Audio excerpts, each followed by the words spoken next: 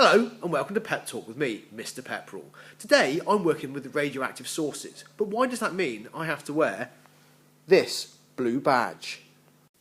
By the end of this lesson you should be able to tell me why alpha, beta and gamma radiations are dangerous.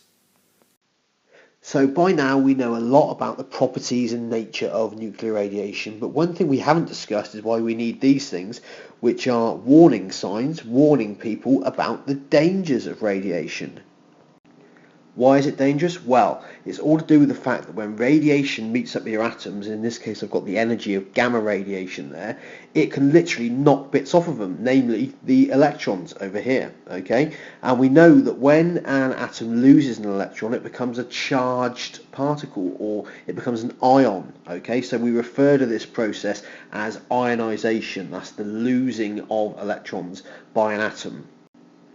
And all of the different types of radiations we've talked about, alpha, beta, gamma, and also high energy X-rays, are all ionizing types of radiation, so they can all knock bits out of atoms.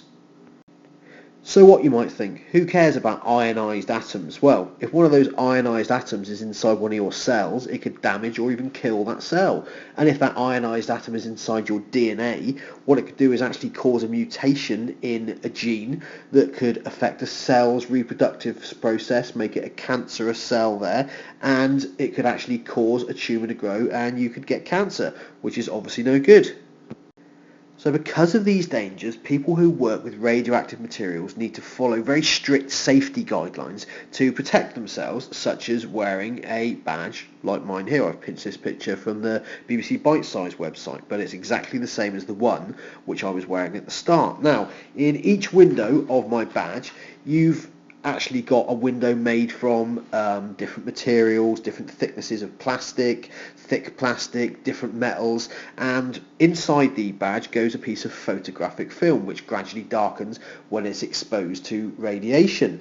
So this would enable me, if I was working with radioactive materials, okay, this would enable me to monitor my levels of exposure, and by seeing which one of the materials has let the radiation through, would show me which types of radiation I've encountered. So when it comes to ionization, which is the worst? Well, even though it's the least penetrating and it couldn't even get through my shirt, alpha is the most ionizing due to its two positive charges, which can really pull negatively charged electrons out of atoms. Okay. Next we've got beta, that's the next most ionizing, and the least ionizing of our radiations is the gamma because it's uncharged. Okay.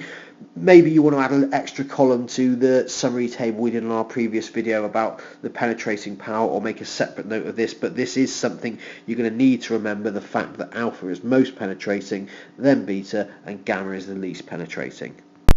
So that's everything we need to know about the dangers of working with radioactive sources and the precautions we need to take.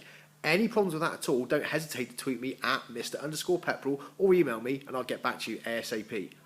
Thanks for stopping by.